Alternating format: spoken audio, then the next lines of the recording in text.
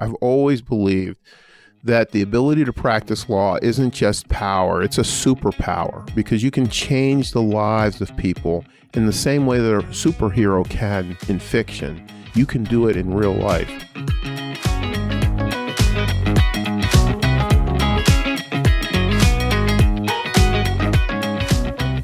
Welcome to Off the Record, a podcast featuring leaders on IBJ Media's Indiana 250 list. I'm Nate Feltman, CEO of IBJ Media, which publishes the Indiana 250, a list of the most influential business people in the state. Today I'm joined by Indiana 250 member Marcus Cole, the Dean of Notre Dame Law School. Marcus became Dean in 2019 after spending 22 years as a faculty member at Stanford Law School. At Stanford, Marcus taught courses in the areas of bankruptcy, banking, contracts, and venture capital, and served as Associate Dean for Curriculum and Academic Affairs. Before joining the faculty at Stanford, he was an associate with the Chicago law firm Mayer Brown. He also clerked for Judge Morris Shepard Arnold of the U.S. Court of Appeals for the 8th Circuit. Marcus earned his bachelor's degree in applied economics from Cornell University and his law degree from Northwestern University. Marcus's extensive legal and scholarly background includes serving as a National Fellow at the Hoover Institution, as a Fellow at the University of Amsterdam Center for Law and Economics, and as a visiting professor at several institutions around the world, from Austria to Korea to China. Marcus has served on the editorial board of the Cato Supreme Court Review, as a member of the U.S. Court of Appeals for the 9th Circuit's Bankruptcy Judicial Advisory Committee, and as a member of the advisory board of the Independent Institute's Center on Culture and Civil Society. He is a former board president of Rocket Ship Education, a national nonprofit charter school network that operates California's most successful charter school network for low-income children. And he recently joined the board of the Liberty Fund, which is based right here in Carmel, where we have the opportunity to work together on that board. During Marcus's tenure as dean, he's established the Religious Liberty Initiative and expanded the law school's international programs through his Global Lawyering Initiative. We'll touch base on both of these programs that he has led.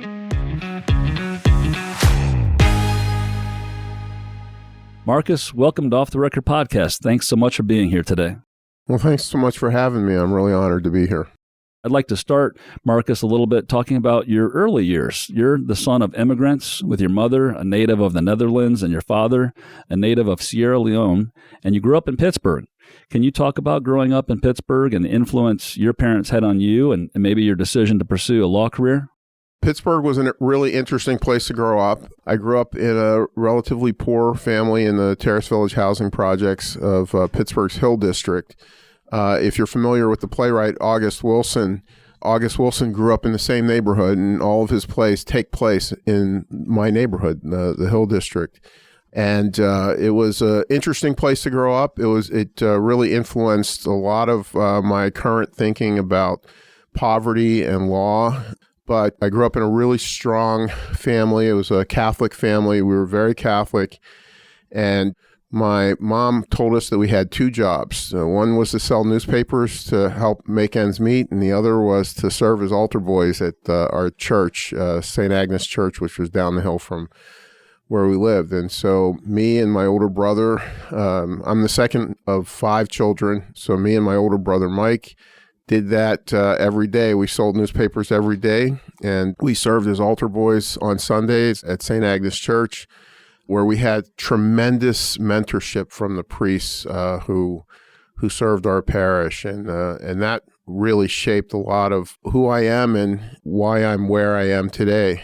I also wanted to become a lawyer growing up in the projects because my mom had to get on a bus to go grocery shopping, and I just thought that was such a burden for her. She had to get on a bus and leave our neighborhood to go just get the essentials of life for us. And I thought that what we needed were more businesses in our neighborhood.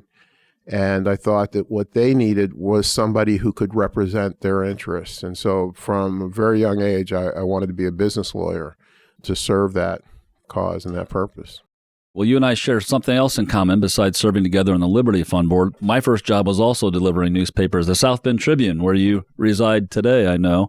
But that job definitely teaches you accountability, responsibility. That paper has to get out first thing in the morning or someone's going to get mad, right? And you can't take sick days. That's right. Well, you mentioned your initial drive to become a lawyer was based on trying to help solve potentially some of these food security issues that we're still working on in lots of places around the country today. And you had an initial thought of being a business lawyer, it sounds like. At some point, did that change? I know your first job out of law school was working in Chicago, a large Chicago international law firm. Did that experience eventually change your thinking about what kind of law you might focus on or your career path?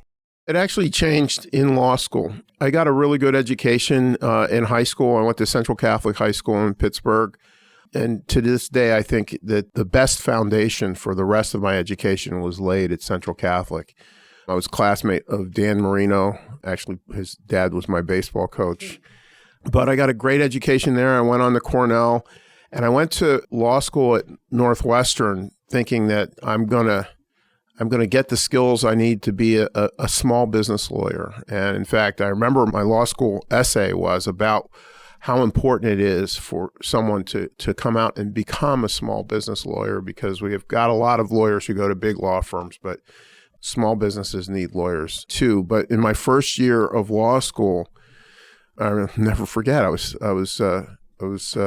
deep into the first semester of law school, and I was sitting in the front row of my contracts class. And by the way, in law school, I sat in the front row of every single class. And I tell my students today, I wanted to learn the law so badly that if I could have sat in the professor's lap, I would have. So I sat in the front row of every class, and I'll never forget, I sit down in class one day toward the end of the first semester of law school, and the professor, instead of starting class, walks up to me, leans over and whispers to me and says, "I want to see you in my office after class." Uh-oh. And for the rest of that class, I didn't hear a word he said, because I'm shaking in my boots thinking, well, what did I do? So I go to his office after class, and I walked in and I said, "Professor, I don't know what I did, but whatever it is, I can fix it." And he said, no, you don't understand. I just wanted to talk to you about what your plans are for after law school. And I said, well, this is just the first semester of law school. He said, I know, but you actually have the potential to become a law professor. And I've noticed it in class, and I've actually talked to some of your other professors, and it's something I think you ought to think about. And I didn't give it a lot of thought. In fact, I did the wrong thing at that moment. When he said, I think you ought to think about becoming a law professor, I actually laughed. And you don't laugh when somebody who's actually a law professor says that you should be a law professor. And then I tried to fix it real quick by saying, oh, I just didn't think I was qualified. But he kept up with me, and he followed my progression through law school. And then I started getting the same kind of attention from my other professors in law school. And then one day, another professor called me up and said, "You're going to be a law professor, but you need a clerkship to become a law professor. So we're going to arrange a clerkship for you." And so I got a call from a judge on the U.S. Court of Appeals on the 8th Circuit, Buzz Arnold. And the call was just to arrange my trip down to Little Rock, Arkansas, where his chambers were, in order to interview with him in person. But that 15-minute call turned into a 2-hour call. And he said, "I don't need to see you. I'll hire you right now." So I said, well, I'd still like to come down and visit. So I did that, and I realized that I'm going to do this clerkship thing whether I want to or not, because I didn't know anything about clerking, and I didn't know what it involved. But if all these people who cared about me thought it was important for me, I thought I at least owed it to them to investigate what it was all about. So I did that, and it was a life-altering experience for me and my wife, Angie. And that's when I really started to think seriously about becoming a law professor. I didn't jump into it right away. I went back to Chicago, where my wife is from, and I got a job with Mayer Brown, which was one of the 3 largest law firms in Chicago. But I got great training at Mayer Brown, and I took the job at Mayer Brown because I thought to become a better lawyer, I needed the best training I could get, and I think I got it there. what you just shared with me didn't happen to me in law school. So I'm not sure what that says about what the professor saw in a young Nate Feltman.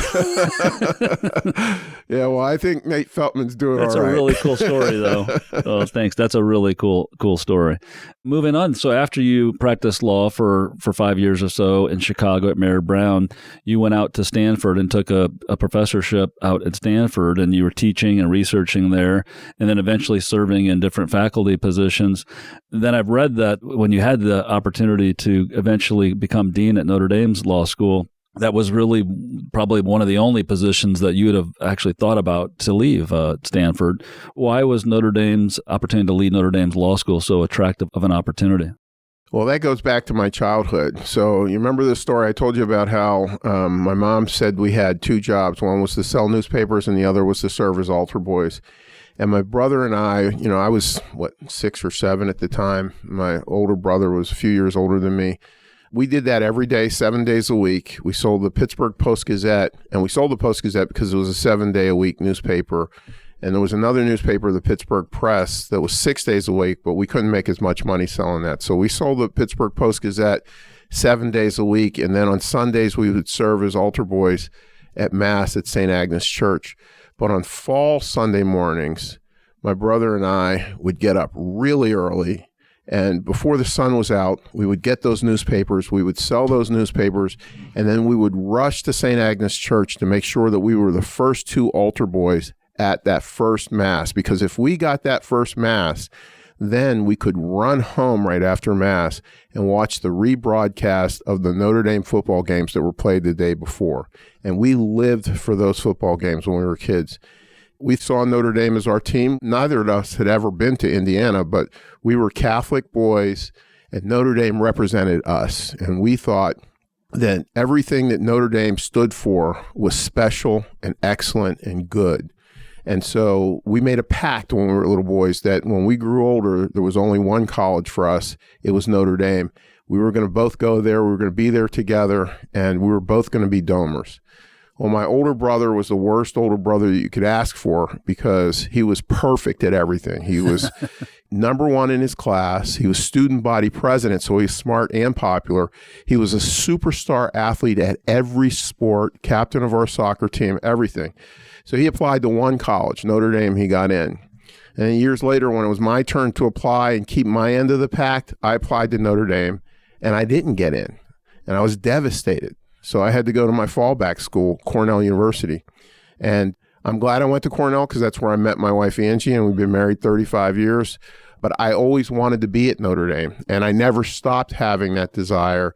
So even when I was practicing law in Chicago, I would drag my wife, Angie, to South Bend for football games. And even when we lived in California, people in California thought I was a Notre Dame graduate because I rooted for Notre Dame. But I loved everything about Notre Dame, not just the football team, but what Notre Dame and its Catholic mission stood for. So it's something I've always believed in. And everyone who knew me at Stanford knew that there was only one place that could come calling that would draw me away from Stanford. I loved Stanford. I loved being in California. I loved Silicon Valley. But Notre Dame was truly the only place I would leave California and leave Stanford for. Neat story that came full circle, finally. Since you've become dean at Notre Dame Law School, you've started a number of really interesting initiatives, and one of them is the establishment of the Religious Liberty Initiative and the Religious Liberty Clinic. Can you talk a little bit about those initiatives? So the Religious Liberty Initiative was the first thing I wanted to do when I got to Notre Dame. The very first Religious Liberty Clinic in the nation was formed at Stanford University while I was associate dean there. It was really spearheaded by Professor Michael McConnell, who's an expert in law and religion. And what he wanted to do was expose students to the richness of debates about religious liberty. But in the California setting and in the Stanford setting, there was a very limited opportunity to be able to do that. But it became a very popular clinic. What always shocked me about Notre Dame, even before I got to Notre Dame, was that Notre Dame wasn't in the discussion about religious liberty, and those discussions have taken on national proportions. And so when I had my interview with the president of the University of Notre Dame, Father John Jenkins, I said that if you appoint me as dean of your law school, the first thing I'm going to do is create a religious liberty clinic. Because when it comes to issues of religious liberty, Notre Dame can't simply just be at the table. Notre Dame needs to be taking leadership of those conversations. Notre Dame has to guide this country through the very difficult and complex issues that surround religious liberty. And so it's important for us to be involved in that. And if you don't want that, then you don't want me as dean. So I took that as an endorsement. Thinking about what this country is witnessing now, really I'm referring to what's happened in Israel, the October 7th terrorist attack in Israel. And now we're seeing in this country some of the impact of that terrorist attack, which is the rising tide of anti-Semitism that has hit everywhere, but certainly hit college campuses. Does this initiative that you've started at Notre Dame, does that help address in some way the challenges that we're seeing across this country? Absolutely. So one of the things that we did right after the October 7th terrorist attack in Israel was that we organized a seminar on anti-Semitism and the rise of anti-Semitism in the United States and on college campuses. And so we got experts on anti-Semitism to come to Notre Dame's Religious Liberty Initiative to talk about the rise of anti-Semitism. And when we announced this and broadcast that we were going to do this, I got a lot of hate mail from all over the country and from across the United States over the fact that we were going to have a conversation about anti-Semitism. I think we're still the only school that I know of that's had a very public discussion about anti-Semitism. And this hate mail was largely from people who saw us as choosing sides in the war in the Middle East. And so I introduced the session by saying, look, first of all, to associate a discussion about anti-Semitism with the Israeli government and with Israeli politics is another form of anti-Semitism. Anti-Semitism, hatred of Jews, can't be turned into a discussion of the politics of the state of Israel. Those are two separate things. And we can have a discussion about the rise of anti-Semitism without having to draw in a discussion about the policies of the Israeli government. To do so is a heinous form of anti-Semitism itself. And second, it's not a debate. There are not two sides to anti-Semitism in the same way there aren't two sides to racism. There was no discussion about whether it was proper to murder George Floyd or whether it's proper to murder black people in the wake of the George Floyd murder. In the same token, it's not proper discussion to talk about killing Jews by virtue of the fact that they're Jews. And so finally, I said that just because we're having a conversation about anti-Semitism doesn't mean we don't care about other forms of hatred and other forms of prejudice. To suggest that every time we talk about anti-Semitism that we also have to talk about other forms of hatred is itself a form of anti-Semitism. And we got no hate mail after that. I think people understood that we can have a conversation about the rise of hate without having to have a conversation about political issues. Well, this delves into another topic I wanted to touch base with you on, which is free speech on college campuses. And I know you've been very purposeful about inviting well-known leaders, politicians, Supreme Court justices of all persuasions and political views to speak at Notre Dame and to hold conversations on campus. Can you talk about some of the leaders that you have had on campus and your purpose for inviting them? I'm very privileged and honored to say that I've now had over half of the Supreme Court visit us at Notre Dame. And I think it's really important, especially for law students, to hear from and be up close and be able to ask questions of our nation's leaders, especially our elected officials and judges and lawyers. Very early on in my tenure as dean in the fall of 2019, we had a panel discussion with three senators, Senators Chris Coons of Delaware, Senator Joe Donnelly of Indiana, and former Senator Jeff Flake from Arizona. And the conversation was about bipartisanship in the age of Donald Trump. And I got a bunch of hate mail about how can you have enemies of our president on your campus and why are you giving them voice? And then 2 weeks later, we had the Attorney General of the United States, William Barr, come to speak at Notre Dame. And I got even more hate mail. So I issued a statement saying that Free speech is critical, especially at a university and especially at a Catholic university. And that as long as what they say is within the bounds of the law, they are going to be free to speak. We do not cancel speakers at Notre Dame. And if you have an opposing view, if you're a student group that has an opposing view, you are free to both come and ask questions of the speaker, and you can also invite other speakers to your own event to have opposing views. And that's the policy that we have at Notre Dame. We do not have cancel culture at Notre Dame. And I think that not only translates to the speakers that we bring in, but also in the classroom. I tell students on day one that as a Catholic school, they are to recognize the human dignity of the person sitting next to them, because that's what God calls us to do. We are all created in the likeness and image of God. Even if you disagree with that person, you have to recognize that that person is created in the likeness and image of God, and you're going to treat them that way. And furthermore, this is the start of your professional reputation. You're no longer an undergraduate, and you're not even in graduate school. You're in professional school. And so everything you do at this point and the way you treat people is going to be remembered, and it's going to be a reflection upon you as a professional. And so you should treat people with dignity. I love this quote that I saw of yours, and it's referencing kind of the topic we're on. And you wrote that you will tell students from time to time, quote, "You have every right to be offended by what someone says, but you do not have a right to not be offended." And that to me sounded like the definition of free speech and being tolerant of others. And we don't see that. We don't see that at every campus today, that viewpoint, of course. I think you've already described a little bit how Notre Dame is different in that regard, but maybe talk a little bit about that philosophy and how you're implementing it at the law school at Notre Dame. Yeah, the only way you can be offended by something someone says is if they've had the opportunity to say it. You don't have a right to prevent them from saying it. You don't have a right to prevent others from hearing them say it. And so at Notre Dame, and I tell everyone I can only control what's in front of me. At Notre Dame, at least, we do not prevent speakers from speaking. We don't cancel them.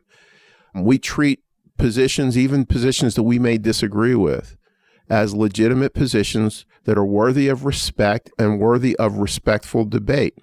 And that's the only way that they're going to be treated on a true university campus. And the way you address offensive speech or wrong speech is with speech. You can't stick your head in a hole and think that ideas that make you uncomfortable are going to simply go away. And especially if you're training to be a lawyer, because I tell my students that this education isn't for you. This education is for the people that you're going to go out to serve. And in order to serve them well, you have to confront what they have to confront. They don't have the chance to raise their hand and say, "Oh, that experience offended me," or "those words offended me." You cannot make the first time that you hear an offensive word or offensive ideas when you go to represent someone who has been hit with those offensive words and offensive ideas. You need to confront them now so that you are prepared to serve them when you go out into the world. This reminds me of another quote that I saw that's along those lines, that you said that a law student who is afraid of ideas or words is like a medical student who's afraid of the sight of blood. I thought that was a great quote, and it's kind of what you're saying now. Yeah, it's exactly right. Law students have to be prepared to deal with ideas, even uncomfortable ones, even offensive ones, to be good representatives when they're practicing law or whatever they're doing within the legal profession. Well, I know you're a big believer in the power of the legal profession. You already have articulated power to make the world a better place. And I read that you've told Notre Dame grads that they have a chance to be a different kind of lawyer. How does that tie into your hope that lawyers can make a big impact and a positive impact in the world, especially Notre Dame graduates? So I've always believed, even when I was a small boy dreaming of being a lawyer, I've always believed that the ability to practice law isn't just power, it's a superpower, because you can change the lives of people in the same way that a superhero can in fiction. You can do it in real life. And so I've always believed that lawyers are special, but I believe that Notre Dame lawyers are even better equipped to change the lives of people for the better, because we treat the whole person, both in the classroom and in casual conversation and in our entire environment, including the spiritual person. We tell our students that you are not simply a brain that leaves your faith or your lack of faith aside when you enter the classroom, that human beings are people who have a conscience and they have beliefs. And sometimes those beliefs are faith in God. And you don't have to have a faith in God when you come to Notre Dame. But if you do have faith in God, then we're going to show how your faith relates to your education, to the practical practice of law, and to the very people that you're going to be serving. And you can tie directly your service to the world to your belief that you are called to serve the world. In other words, we view the practice of law not just as a job or profession, but as a vocation, that someone can be called to serve others, and this is the way they serve others. Let's take a quick break. This is Off the Record Podcast.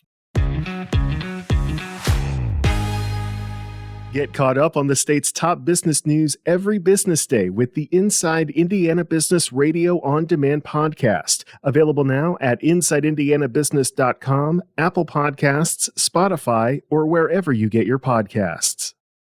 Welcome back to Off the Record Podcast. I'm Nate Feltman, CEO of IBJ Media. I'm talking with Marcus Cole, Dean of Notre Dame Law School.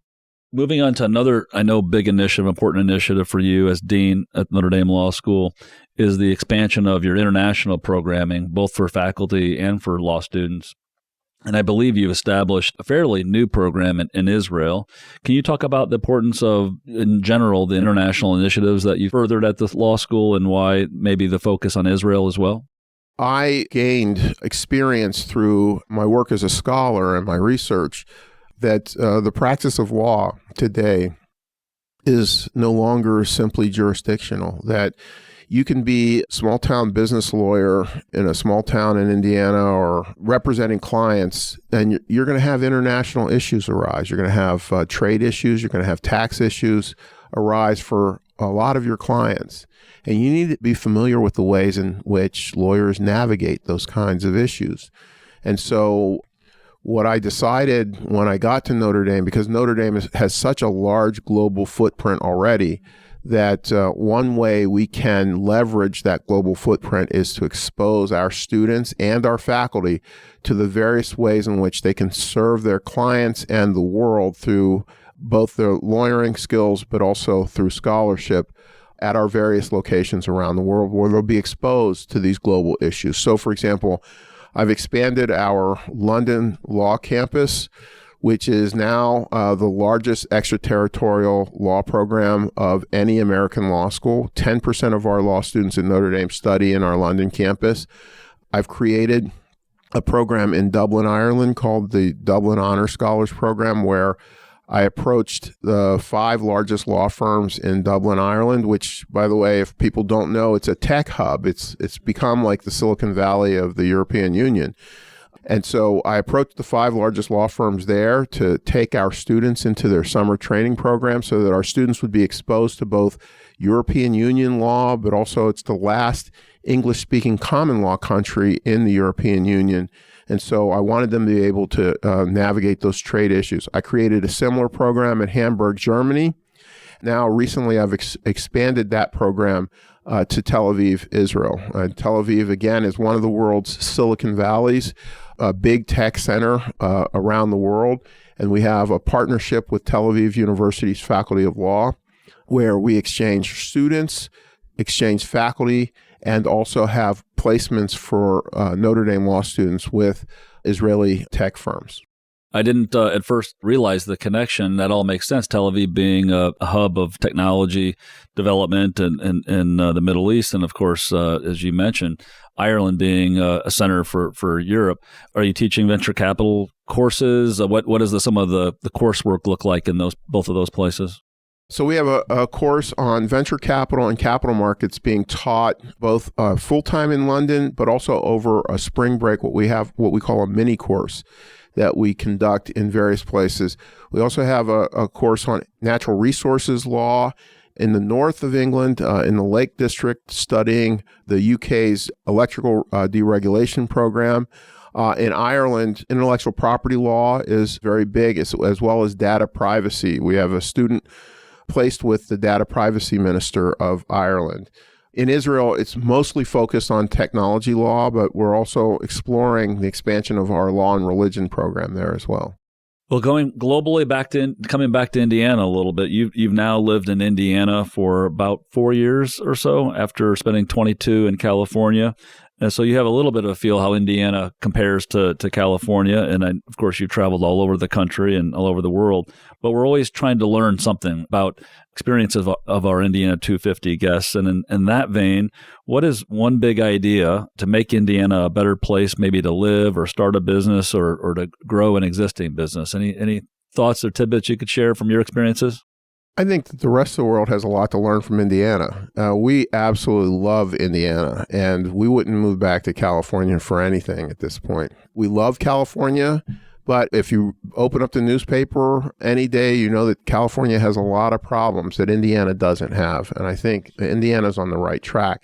It has an attractive tax system. It's a beautiful landscape. I mean, I live in northern Indiana. We've driven around the whole state of Indiana, but we just love the natural beauty of this state. Housing is affordable here. And that's decreasingly true for much of the country. But to be in a beautiful place like Indiana with affordable housing, it's a pretty special place. And I'm not sure that it has much to learn from the rest of the world. A lot of people in central Indiana or southern part of the state don't realize that we have beaches in Indiana. They're up on Lake Michigan. So it is special. It's where I grew up. I grew up in the South Bend, Mishawaka area, so I can relate. Well, Marcus, we've made it to Off the Record Speed Round, and that's where you give me, as best you can, quick answers to a series of questions. Okay, favorite movie? I have to say there were 4 favorite movies, and I wish I could narrow it down to one, but Casablanca, my wife and I watch it every year on New Year's Eve. That's how we spend our New Year's Eve for the last 35 years. A Man for All Seasons, the story of St. Thomas More, special to me. Lawrence of Arabia, I think, is just a masterpiece film. And then probably, if I had to narrow it down to one, Elf. Elf is just, that is a work of genius. My kids will tell you I know every single line from all 4 of those movies, and I quote them interchangeably. That's awesome. Favorite place to vacation? It has to be Amsterdam. We lived in Amsterdam. We go there every year for our anniversary, and I find it such a peaceful, relaxing place to go. Favorite musical artist? So this is a hard one, too. I can't narrow it down to one. I think that Ahmad Jamal, who I finally got to see in person when he was 93 years old in San Francisco last year or the year before, who just recently passed away. Ahmad Jamal, I think, is the greatest jazz pianist of all time. Just mesmerized by his music. But I also think that Sir George Solti, as the music director of the Chicago Symphony Orchestra back when I lived in Chicago, and their recording of Handel's Messiah is one of the most beautiful things I've ever heard. And then a third favorite musical artist would be Sir Neville Mariner and the Academy of St. Martin in the Fields. So you can tell I'm a jazz and classical music fan. What is the first thing you do in the morning? That's easy. Very first thing I do, even before I get out of bed, is I read the gospel. So the Catholic Church breaks every day of the year into separate gospel readings for that day. And so before I even get out of bed, I read the gospel reading for that day. And then I also have, there's a Jesuit prayer website that I go to where they'll have a different prayer every day. And so I'll say that prayer. And then the very second thing I do, and my wife will tell you it's just religious for me, is I make the bed. Title of the last book you read? Finding Messiah. And it's a really interesting book by a woman who was originally studying to get a PhD in theology at Yale. And then she was going to go to law school. And at the last minute changed her mind. Instead of going to law school, she went and got a degree in theology, a PhD. She grew up Jewish, converted to Christianity, and now lives fully Jewish and fully as a Christian. She is what we refer to these days as a Messianic Jew. And it's really fascinating the way she weaves her daily Jewish experience with her daily experience as a Christian. And her research was all about the early Christian church and how it was fully Jewish and fully Christian in the same way that she is. And it's basically an argument for how Christians should embrace Judaism. And so it's fascinating. I recommend it to everyone. What food can you not live without? I don't think that there is a food that I can't live without. I like everything. I like trying everything. I love wild game, though. I'm a big fan of anything wild. Michael Jordan or LeBron James? So this is really easy. So I'm a dyed-in-the-wool Chicago Bulls fan. I got to see Michael Jordan all throughout the glory years, up close and personal. And I just think that there's no comparison. You might make comparisons with others like Djokovic or Giannis, but LeBron James, as great as he is, and I acknowledge that he's great, he's no Michael Jordan. Best advice you ever received? The best advice I ever received was from my judge, Morris Shepard Arnold. Buzz Arnold said to me one day, we had an ice storm in Little Rock, Arkansas, and no one else made it into chambers except for me and him. And so he said, congratulations. I said, why? He said, you've won. And I said, I've won what? He said, Marcus, the key to success in life is just showing up, because so many people don't even do that. And I've never forgotten that. And so there's another expression that he used that my kids have internalized, and that is that if you're early, you're on time. If you're on time, you're late. And if you're late, don't bother. I use that one too. I love that one. Advice for a young person who wants to become a leader. I think the most important advice, and I think they see this on display every day. You saw it, what happened with the presidents of the universities that got in trouble in front of Congress.